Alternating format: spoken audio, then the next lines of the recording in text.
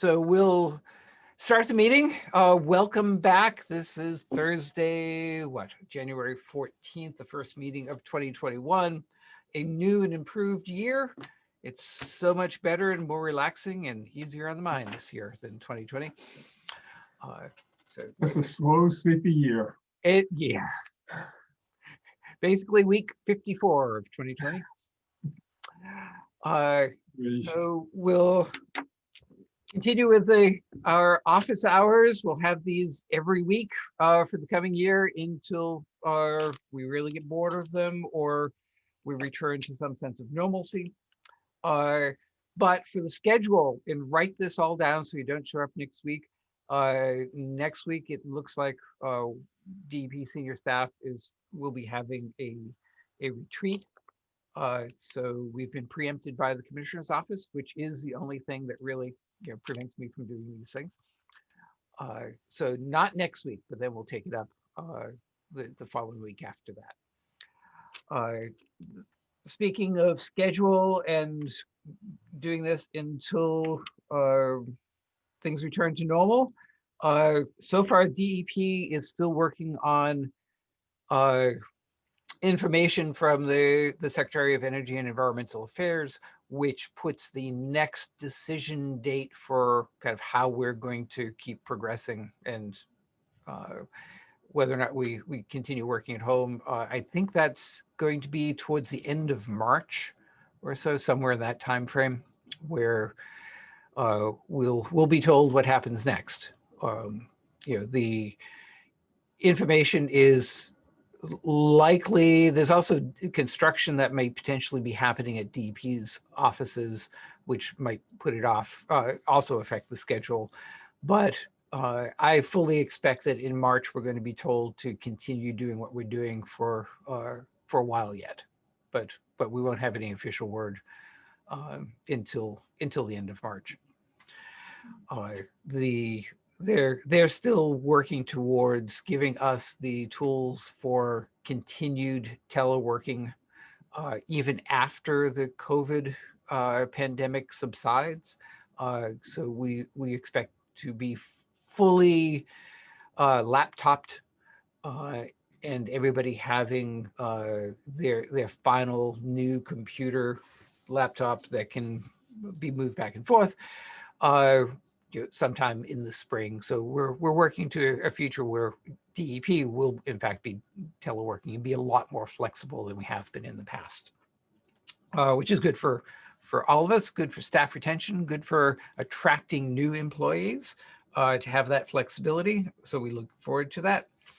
Kind of part of that and part of the COVID question, a question has come up of kind of where we sit relative to the vaccination schedule. I know I sit way at the very end, probably in June when everybody else, when it just is open up to the masses.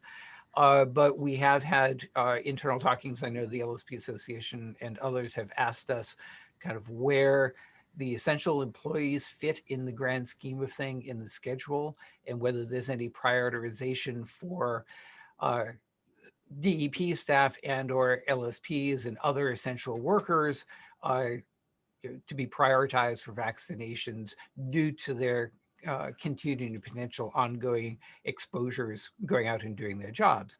So to be perfectly clear, I do not have access and am not sitting in the conversations where the prioritization of COVID vaccinations take place. That's certainly kind of way up there, committees and things that work on that.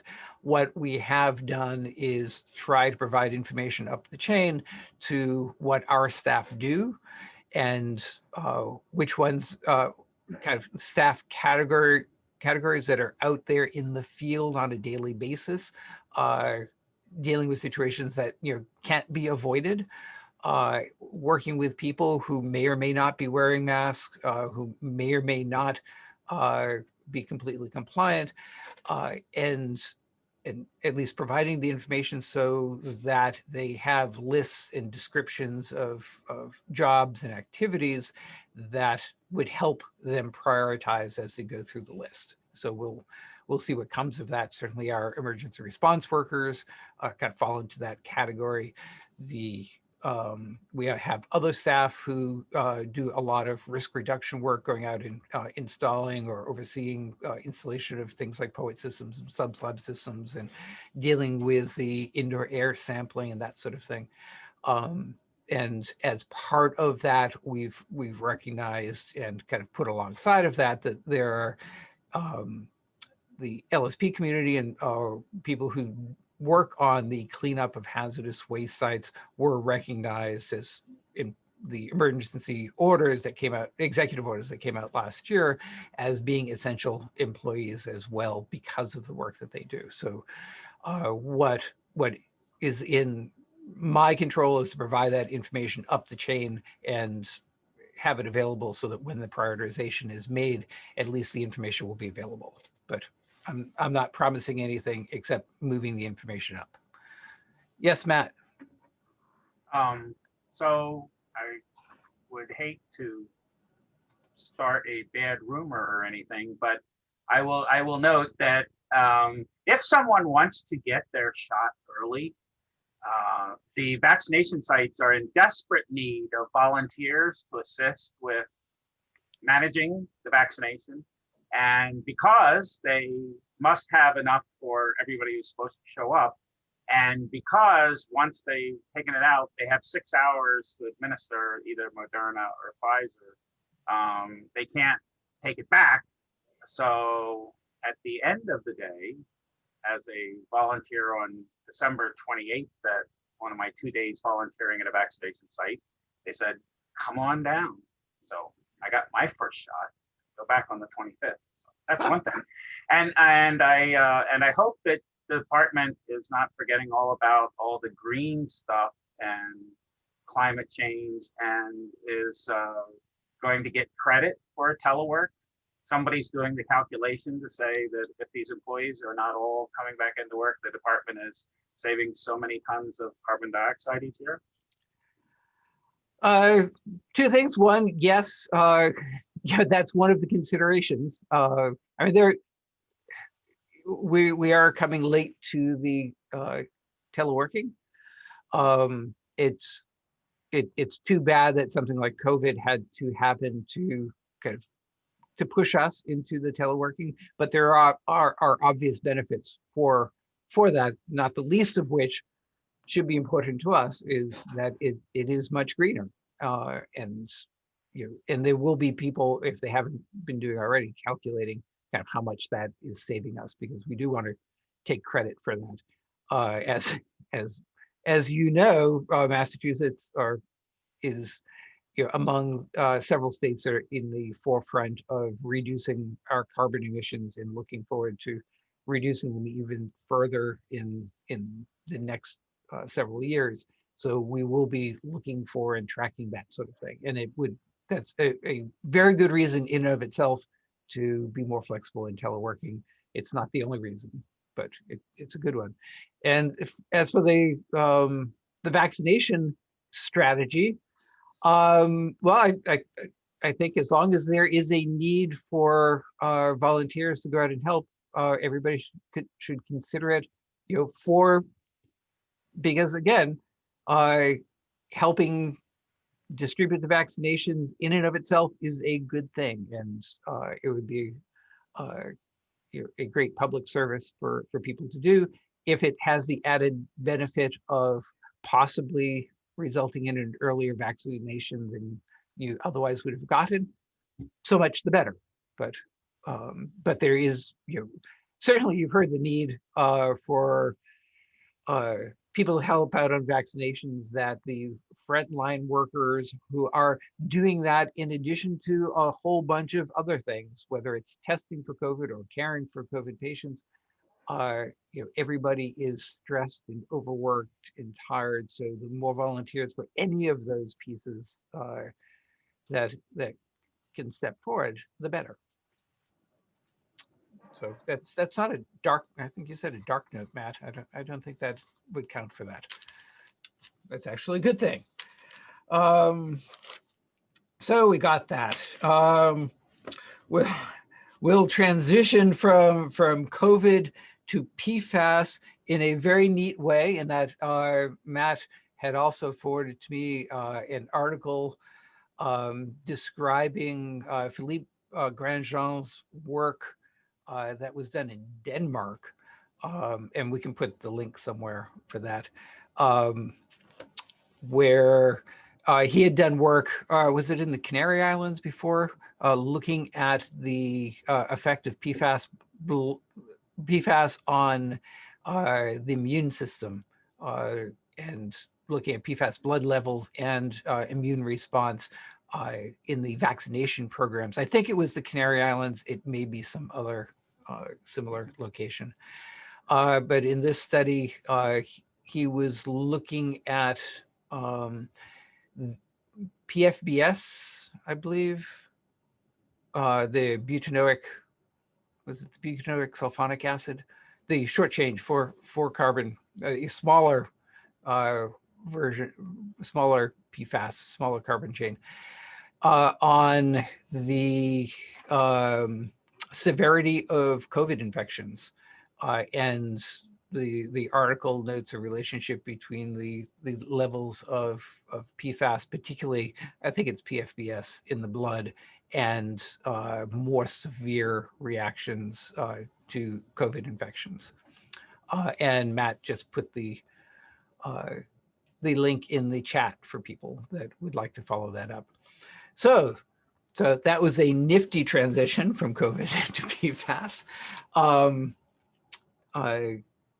The other PFAS stuff that's going on, as this is something that is big on our books across the department, the private well sampling process has begun for PFAS. We've talked a lot about this over the last few months, and it's now we're taking steps to do it. DEP staff are talking to a number of specific town boards of health is the first step to work with them to identify people that identify volunteers to have their private wells sampled for PFAS.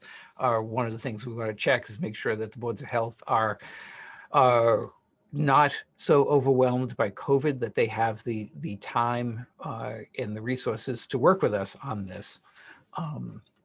Because as you could imagine, in addition to finding the volunteers, if and when elevated levels of PFAS are reported in these private wells, then the local boards of health will be asked many questions about what it means, what's going to happen, and there will probably be neighbors and other people in the town that then become more concerned. So it's something we want to make sure that the boards of health are prepared for before we go in and offer this free testing.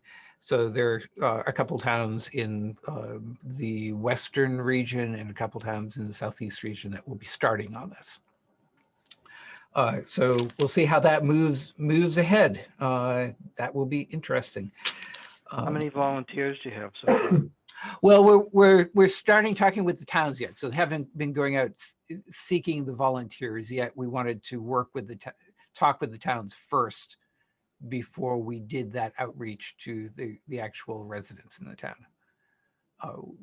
Partly because we anticipate that at least some towns will say that, look, we're overwhelmed with COVID.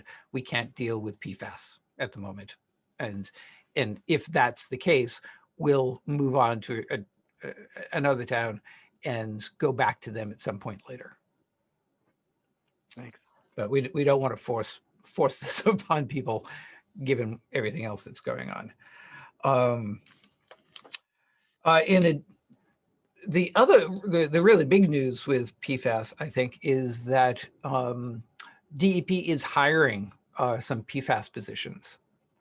So within wayside cleanup, and I would ask you all to think of people you might know that would be interested and qualified for this. Within wayside cleanup, the southeast region and the central region are hiring pretty much entry-level positions. They're environmental analyst 3 positions. So on the more entry level, it goes EA1, EA2, EA3. So this is EA3. It's kind of in the middle of the range, but realistically, we don't have any EA1s and not very many EA2s. So this is often the entry point, the entry level for staff coming in now. And so these two positions in Southeast and Central, they're kind of will be doing the same work. Same type of work. We'll be working with the wayside cleanup staff in the regions on PFAS sites. So Gerard is here. I'm sure he's very excited to have that position out there and be getting some assistance in this. There are also other positions. I know there's one in our Office of Research and Standards that will be focused on toxicology of PFAS. That's out there as well. So if you know risk assessors or toxicologists, that would be a good one. I believe there's one also in the Wall Experiment Station to do PFAS analytical work. We recently purchased our second LC-MS, and so we'll be able to run two systems up there, one which will be dedicated for drinking water samples and the other will be for other PFAS related work. So we're expanding the resources there, and I believe there are the other two regions, Northeast and Western, I believe have positions as well that will be working in their drinking water programs for PFAS. So those are 6 positions that were funded by the legislature in the most recent budget. I guess we're on the 2021 budget. Which we really appreciate, and we were ready to put those positions out as soon as the budget passed to be able to bring people on board as quickly as possible. So if you know of people that would be interested, toxicologists, analytical people with analytical bent, or people with environmental science, geology, whatever, a wide range of environmental science backgrounds. Would be great for wayside cleanup. Let them know of the positions, and it's important for these to apply as soon as possible. I think they were posted earlier this week, and it opened. They'll remain posted for a while, but after the first 14 days, we'll pull in all the applications, and it is most likely that the folks will, if they're qualified candidates in that batch in the first 14 days, then those are all the people we'll look at. So it's important to get in the applications in before 14 days. So any help you can provide and recruiting for us will really be appreciated. And other than that, for PFAS, we're working on a variety of different sites across the state. Each region now has their sites that they're focusing on, and the new staff will be appreciated for that. And there's work going on in the other programs. Obviously, the drinking water program has been focused on their implementation of the new MCL, and January is the kind of first deadlines for the major systems to have been tested for PFAS. The first rounds we're paying for through supplemental budget funding as well. And in addition, Bureau of Water Resources and those folks are continuing their work on residuals and looking at kind of how we should appropriately regulate PFAS in biosolids and wastewater residuals and land application of those materials. That's all ongoing work, and there's, I'm sure, a bunch more. It's hard to keep track of all the various PFAS work and meetings. So let's see. Other updates on the MCP revisions. Liz and Luke Rogers and I are continuing to meet weekly to discuss the revisions of that and finalize those. So we have some confidence that that work will be completed in the relatively near future, and you'll be seeing those final things sometime soon.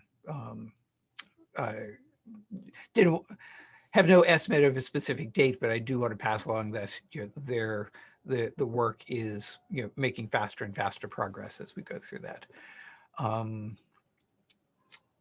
And similarly for we hope to see NRD regs coming out later this year. Kind of works going on with those.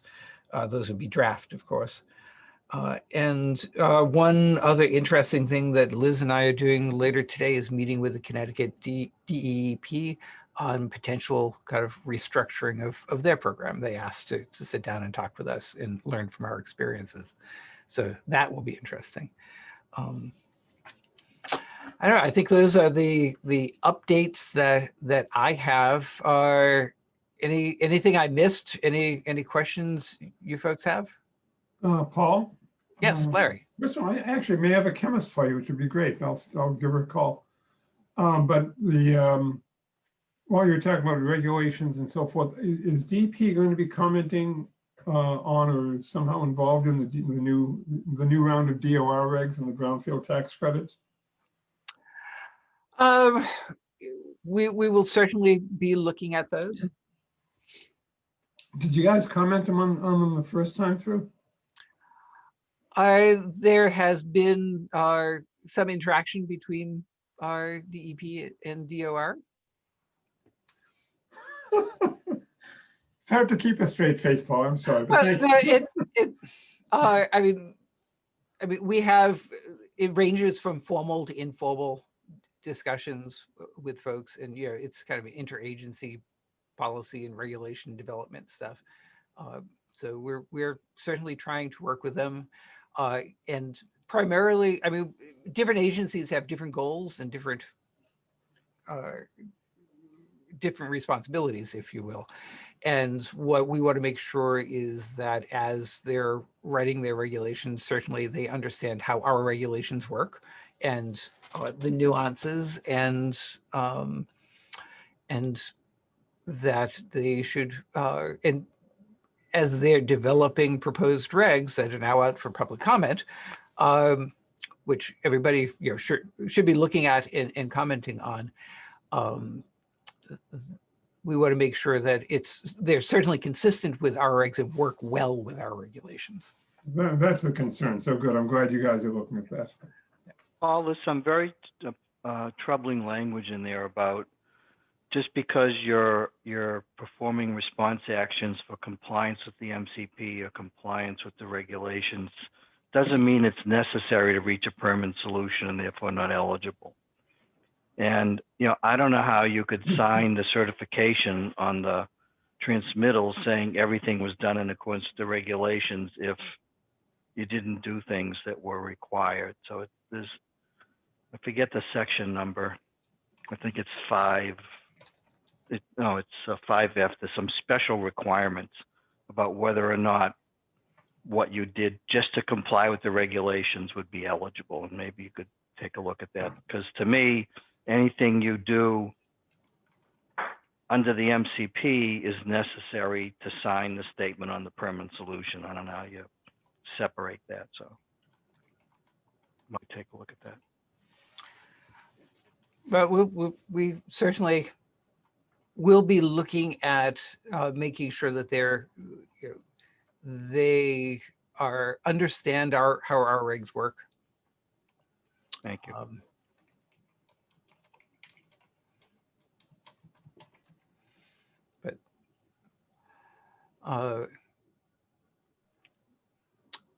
Anything else? If you Google Department of Revenue brownfields tax credit, you'll come up with the page for the draft regs. And I think the public hearing for that is February 11th, pretty soon. And then the public comment period closes later that day. So there's a short turnaround time for those regs.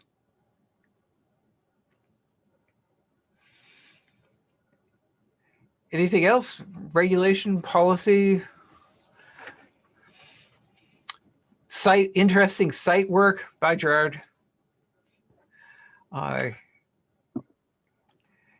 I'd just like to compliment Ken Mara on his presentation yesterday for the LSPA on climate change and the MCP. It was great. It was good, Thank you. very good. Good to hear. Thank you, Ken.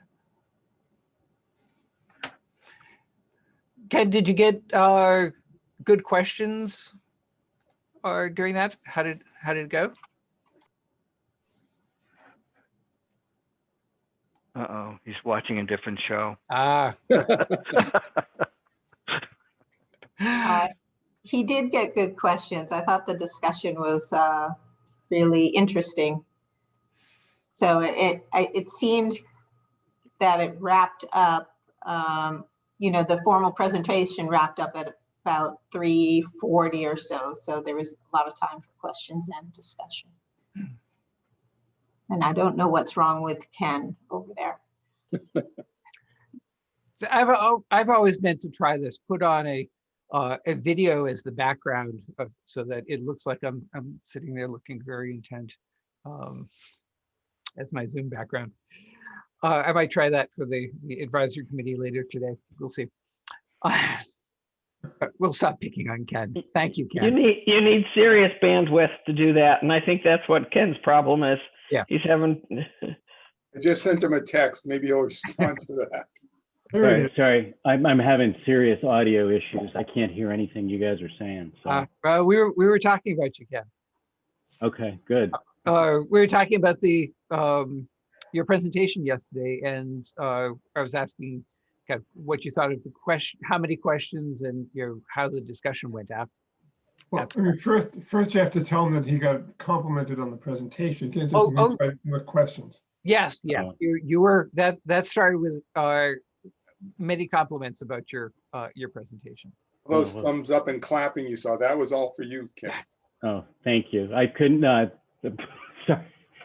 At least it didn't happen during the presentation where everything cut out, but yes, thank you. I'm glad it's over for now.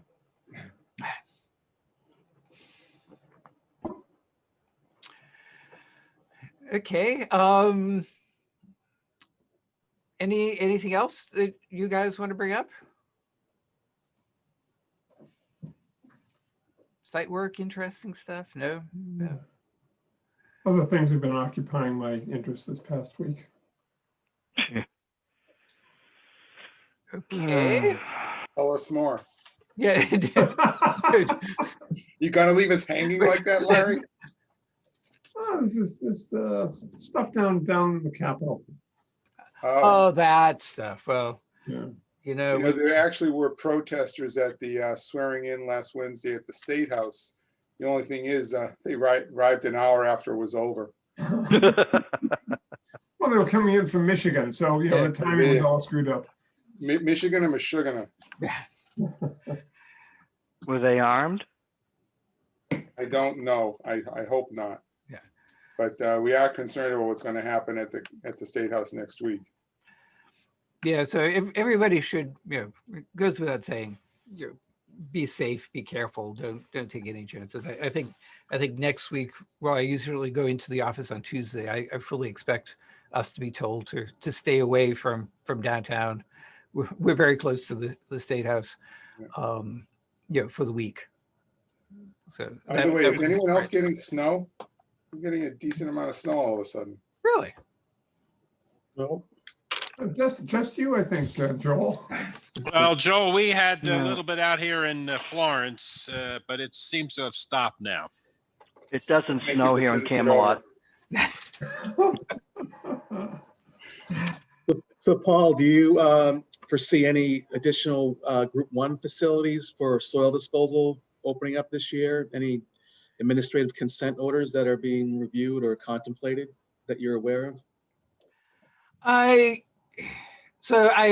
won't get into any detail because any projects that are being proposed and discussed probably wouldn't want a lot of public discussion before they come forward.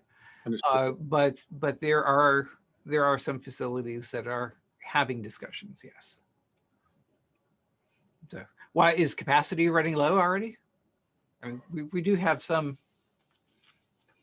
No, A just number of looking for- facilities.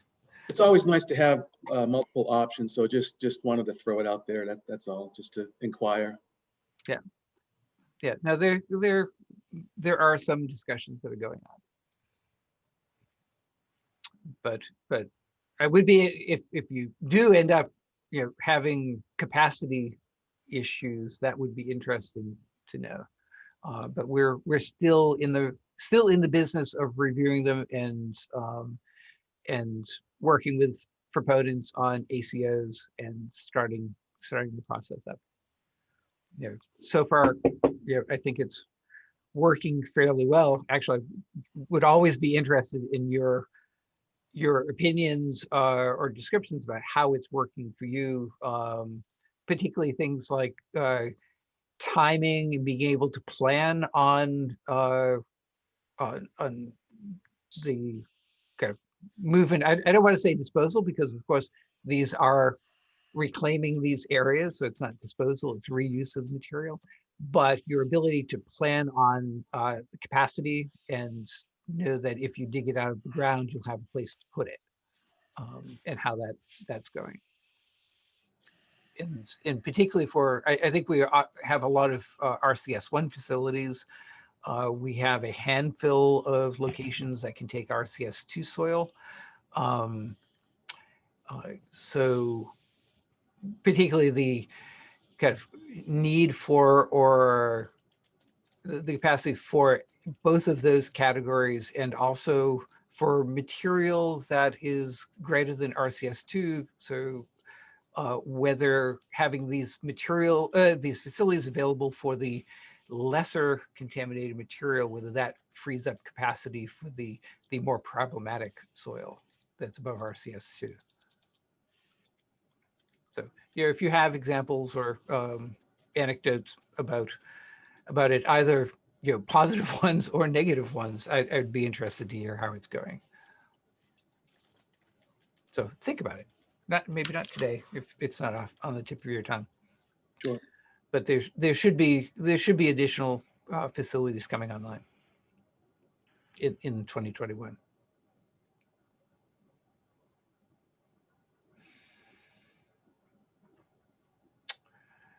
Okay.